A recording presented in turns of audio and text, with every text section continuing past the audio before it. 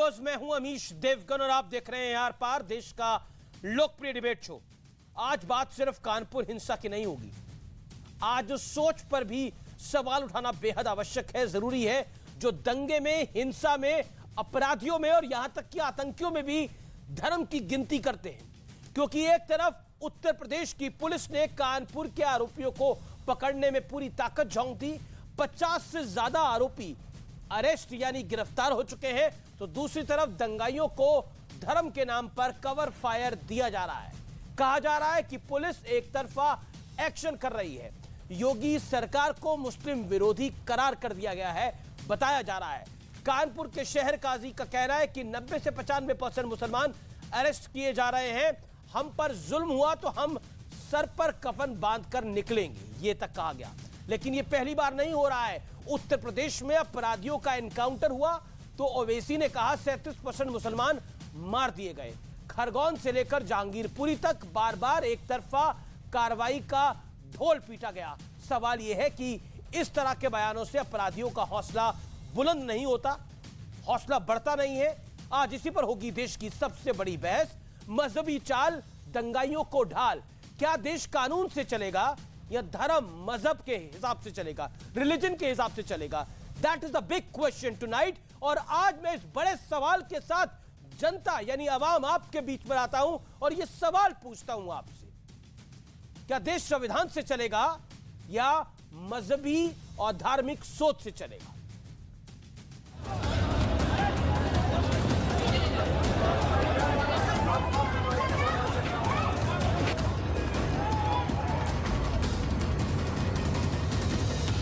दंगाइयों को धर्म की ढाल, सियासी चाल। कानपुर मामले में योगी जी की सरकार एक तरफा मुसलमानों पर कार्रवाई कर रही है। एक तरफा कार्रवाई हो रही है, 90%, 95% मुसलमानों की गिरफ्तारी हो रही है, 2-4% मुल्की हो रही है। बेगुनाहों की गिरफ्तारियां ज्यादा हो रही है। तो यही करना, जब हमें रहने नहीं देना, हमारे बच्चों को पकड़ना, गिरफ्तार करना, ज्यादती करना, घर तोड़ देना, तो ठीक है, मरने के लिए तैयार है ना। हम सब खबर मान के निकलने आ रहे। भारत में नया ट्रेंड शुरू हो गया है। आतंकियों को एटीएस पकड़े तो उनका धर्म बताओ, एनकाउंटर में अपराधी मारे जाएं तो उनका भी धर्म बताओ, और अगर दंगे पर एक्शन हो तो यहाँ भी धर्म की ढाल लेकर पूछ जाओ। जब से बीजेपी की सरकार बनी 2017 से 2020 के दरमियान में 6,475 एनकाउंटर हुए, जिसमें से मरने वालों की तादाद 37% मुसलमानों की। बीजेपी गवर्नमेंट सिवाय यानी मुसलमानों को घेरने के, मुसलमानों को नुकसान पहुंचाने के दूसरा कोई काम नहीं है। दंगाइयों के जो पोस्टर जारी हुए उनमें किसी का नाम नहीं लिखा, लेकिन कुछ नेता यहाँ भी हिंदू मुसलमान का बोर्ड लेकर खड़े हो गए। इस बीच हिंसा के आरोप में गिरफ्तारी की हाफ सेंचुरी पूरी हो चुकी है और पीएफआई के भी 3 सदस्य गिरफ्तार किए गए। पोस्टर छपने के बाद कुछ आरोपी खुद से सरेंडर करने भी पहुंचे। लेकिन आज सबसे बड़ा सवाल है कि क्या धर्म का कवर देकर हिंसा तंत्र का हौसला बढ़ाया जा रहा है? इसी पर होगी देश की सबसे बड़ी बहस, मजहबी चाल, दंगाइयों को ढाल। और अब वक्त है आर पार के सुप्रसिद्ध विश्लेषण का। दंगाइयों को कवर फायर का विश्लेषण सुनिए। मैं आपको एक एक करके बयान सुनाता हूं। आज का बयान है 7 जून 2022 का, समाजवादी पार्टी का। मुस्लिम विरोध में डूबी योगी सरकार कानपुर में एक तरफा एक्शन कर रही है। अमीक जमाई की ऑफिशियल स्टेटमेंट है, जो कि समाजवादी पार्टी के ऑफिशियली प्रवक्ता है। गिरफ्तारी में 90% मुसलमान, सिर्फ 10% दूसरे लोग हैं। कानपुर के शहर काजी 7 जून 2022 को इनकी भी स्टेटमेंट है। मौलाना अब्दुल कुदुस इनका नाम है। असाउद्दीन ओवैसी, मार्च 2021 में मैं आपको लेके चलता हूं। ये जनाब कहते हैं यूपी में एनकाउंटर में 37% मुसलमान मार दिए गए। बाकी कौन थे लोग? जो 63% थे वो कौन थे? वो कौन से धर्म से आते थे? अपराधियों का धर्म क्यों देखा जाता है? अपराधियों का अपराध देखना चाहिए या उनका मजहब देखना चाहिए? ये सवाल मैं आपसे पूछता हूं। बढ़ता हूं आगे। भोपाल के शहर काजी अप्रैल 2022 में सैयद मुश्ताक अली नदवी साहब ये कहते हैं खरगोन हिंसा को लेकर मुसलमानों पर एक तरफा कार्रवाई का आरोप लगाया जा रहा है। कुल मिलाकर ये लोग जो है ये उकसाते हैं और फिर वो लोग जो है इनके उकसावे में आते हैं और हिंसाएं क्या बढ़ती हैं? ये मेरा सवाल है। क्या कार्रवाई धर्म के आधार पर होनी चाहिए? जवाब है नहीं। क्या कार्रवाई के अंदर धर्म देखना चाहिए? जवाब है नहीं। तो फिर धर्म क्यों देखा जाता है? ये बड़ा सवाल है। असाउद्दीन ओवैसी फिर आते हैं अप्रैल 2022 में जहांगीरपुरी हिंसा में के बाद जो बुलडोजर पर एक्शन हुआ उस पर उन्होंने बोला कि मुसलमानों को सामूहिक सजा मिल रही है, ये इनका बयान था। आगे आता हूं अमनतुल्ला खान, मार्च 2020, आम आदमी पार्टी के वरिष्ठ नेता हैं। हिंसा की जांच की आड़ में मुसलमानों को टारगेट किया जा रहा है, तो आप सोच सकते हैं किस तरह के बयान है समाजवादी पार्टी का, आम आदमी पार्टी का, ओवैसी का क्या बयान है, ये आपके सामने है। ये सारे बयान मैंने आपको दिखाए हैं, दंगाइयों को कवर फायर का ये विश्लेषण है। इसमें मैंने अपनी तरफ से कुछ ऐड नहीं किया है, ये सब कुछ इन्होंने बोला है, ये सब कुछ इन नेताओं ने बोला है, ये लाजिम बात है। और अब मैं बढ़ता हूं आगे। मेरे साथ आज की इस चर्चा में कौन कौन जुड़ रहा है, मेरे साथ कई सारे मेहमान हैं। मेरे साथ आज की इस चर्चा में रिजवान अहमद जुड़ रहे हैं, उनका अभिनंदन है। मेरे साथ अतीकुर रहमान इस चर्चा में है। मेरे साथ दानिश कुरैशी, अनुराग भदौरिया हैं इस चर्चा में। आप तमाम लोगों का स्वागत है। शिवम त्यागी मेरे साथ इस चर्चा में जुड़ेंगे, शुभ्रास्ता जुड़ेंगी और भी कई मेहमान जुड़ेंगे। आप तमाम लोगों का अभिनंदन है इस चर्चा के अंदर। मैं सबसे पहले आपके पास आता हूं अनुराग भदौरिया और सवाल आपसे पूछता हूं, क्या आपको लगता है कि दंगे में धर्म देखना चाहिए? क्या आपको लगता है अपराधियों में धर्म देखना चाहिए? तो समाजवादी पार्टी क्यों धर्म देख रही है और कह रही है कि योगी सरकार मुस्लिम विरोध में डूब चुकी है? क्यों ऐसा लग रहा है आपको? देखिए, मुझे कबीर दास का एक दोहा याद आता है और आपके भी बहुत मतलब का होगा। कहते, उन्होंने कहा था, करता था तो क्यों किया, अब करे क्यों पछताए, बोया पेड़ बबूल का आम कहां से खाए। ये किसके लिए कह रहे हैं? आप लगातार सालों से बीजेपी के लिए लगातार सालों से भारतीय जनता पार्टी देश के अंदर में, समाज के अंदर में नफरत की राजनीति बोती चली आ रही है, नफरत के कांटे बो रही है, एक दूसरे के अंदर भाईचारा बीजेपी के नेता का कहा नहीं, एक बात बताइए, ये मुस्लिम विरोध में डूबी है योगी सरकार। कानपुर में एक तरफा कार्रवाई हुई है, इसमें बीजेपी का नेता कहाँ है? ये तो आपका नेता है अमीक जमाई, आपका वरिष्ठ नेता है अमीक जमाई। तो आप, मैं बोल दूंगा ना कहाँ है। अरे आप मुझे 60 सेकेंड दोगे तो बोलूंगा ना कहाँ है। आप पहले ही परेशान हो गए तो कहां से पता चलेगा? अभी आपको हम खोज के बता रहे हैं ना, आपको 60 सेकंड देंगे तो सही। आप परेशान हो गए सुनते ही, तो अब कैसे आपको मिलेगा बीजेपी का नेता? भारतीय जनता पार्टी लगातार सालों से यहां से जब से सत्ता में आई है, सुबह से लेकर शाम तक इनके प्रवक्ता और इनके नेता जहरी तो बोलते हैं, जब भी बोलते हैं किसी को सम्मानजनक शब्दों का इस्तेमाल करते हैं क्या? आप इनके कई डिबेट उठा के देख लीजिए, ये कैसे शब्दों का इस्तेमाल करते हैं। विषय डिबेट का नहीं है कि डिबेट में कैसी शब्दावली हो रही है। हमारे यहाँ नहीं, डिबेट के शब्दों का विषय नहीं है, जो विषय है कानपुर हिंसा पे विषय है, उस पर आप क्या कहना चाह रहे हैं? आपने कबीर का दोहा, आपने कबीर का दोहा पढ़ दिया, बोया पेड़ बबूल का, तो कैसे होगा? तो मुझे ये बताइए, ये कबीर का दोहा पढ़ने से पाप छुप जाएंगे क्या? बोलने दोगे? मैं बोलने दे रहा हूं। बोलने दोगे क्या? बोलने दो।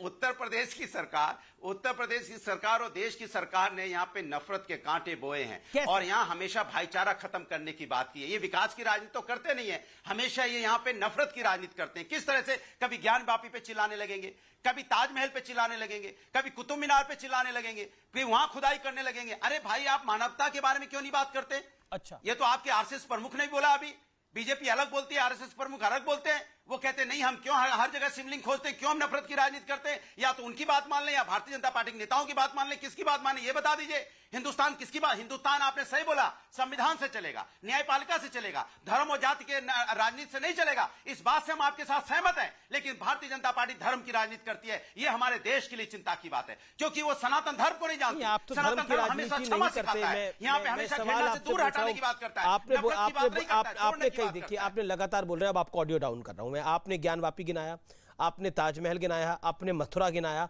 आपने कई सारी चीजें गिरा दी। मैं आपसे एक सवाल पूछता हूं पलटकर, क्या आपको लगता है ये जो आप इसको लेजिटिमेट कर रहे हैं, जो कानपुर में हिंसा हुई, वो इन सब बातों को लेकर हुई, आप लेजिटिमेट कर रहे हैं? देखिए, उत्तर प्रदेश की सरकार कितनी बड़ी स्टेटमेंट दे रहे हैं? कानून व्यवस्था बनाए रखने में फ्लॉप हो चुकी है।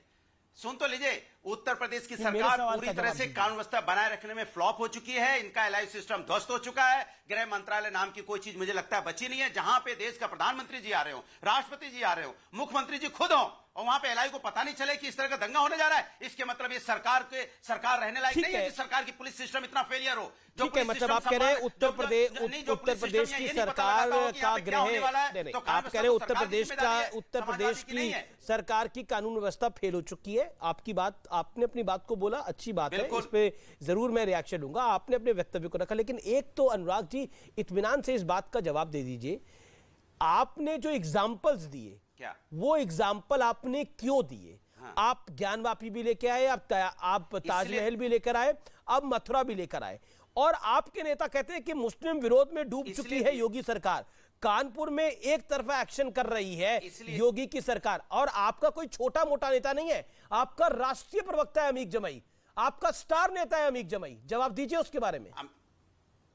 अरे भाई देखिए, किसी के बारे में मैं जवाब नहीं देता। आपको मुझसे बात पूछनी है, किसी के बारे में पूछना है, बता दीजिए पहले। अरे आपने बोला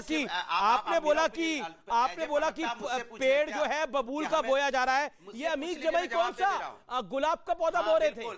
ये अमीक जमाई कौन सा गुलाब का पौधा बो रहे थे, या फिर ये भी बबूल ही बो रहे थे? जवाब देना पड़ेगा। अमीक जमाई पर क्या कहना चाहते हैं आप? दे दूं प्रभु? हाँ बोलिए। अरे जवाब दे दूं? प्रभु मैं नहीं हूं, प्रभु ऊपर वाला है। देश के अंदर में, अरे सुन तो लो भाई, भारतीय जनता पार्टी देश के अंदर में विकास की राजनीति नहीं कर रही। अमीक जमाई बीजेपी में कब से आ गए? बेरोजगारी, महंगाई पे अमीक जमाई ने बीजेपी कब से ज्वाइन करी है? ये तो जानकारी आई नहीं, पार्टी को बदली है अमीक जमाई। आप सवाल पूछते हो, जवाब भी नहीं सुनोगे। नहीं, आपने बोला भारतीय जनता पार्टी वाला, मैं पूछ रहा हूँ अमीक जमाई ने पार्टी कब बदली है? अरे बोल तो रहा हूं, सुन तो लो मुझे। प्रभु सुन लो, प्रभु सुन लो। आप काहे बेचैन है? आपको कबीरदास का एक तो और सुना देता हूं तो थोड़ा बेचैनी आपकी दूर हो जाएगी। जहां दया तहां धर्म है, जहां लोभ तहां पाप, जहां क्रोध तहां काल है, जहां क्षमा तहां आप मतलब भगवान। प्रभु हमारा सनातन धर्म क्षमा सिखाता है। आपको पता है जब लड़ रहे थे प्रभु राम लड़ रहे थे रावण से, तो 10वें दिन भी प्रभु राम ने बोला था, रावण सुन, अगर अभी भी तू सीता माँ को लौटा देगा तो मैं तुझे माफ कर दूंगा। ये हमारा धर्म है। यहाँ पर किसको आप माफी की बात कर रहे हैं? भी लौटा दोगे तो मैं युद्ध बंद कर दूंगा। ठीक है रिजवान अहमद, देखिए अब आप रामायण को कोट कर रहे हैं, अब आप गीता को थोड़ी देर में कोट करेंगे। मुझे समझ में नहीं आ रहा कि यहाँ पर ऐसा विषय क्या है जिसके अंदर माफी चाहिए। Okay, Rizwan Ahmed on screen.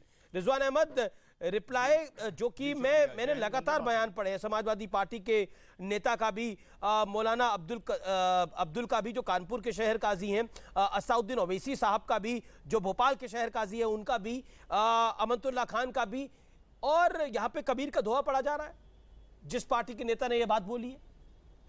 नहीं जी, जय हिंद, वंदे मातरम। अपनी बात रखूंगा। राहुल तो हमारे अनुराग भाई तो जब बैठते हैं तभी बौखलाए हुए होते हैं, उनकी बात का जवाब देना मैं जरूरी नहीं समझता।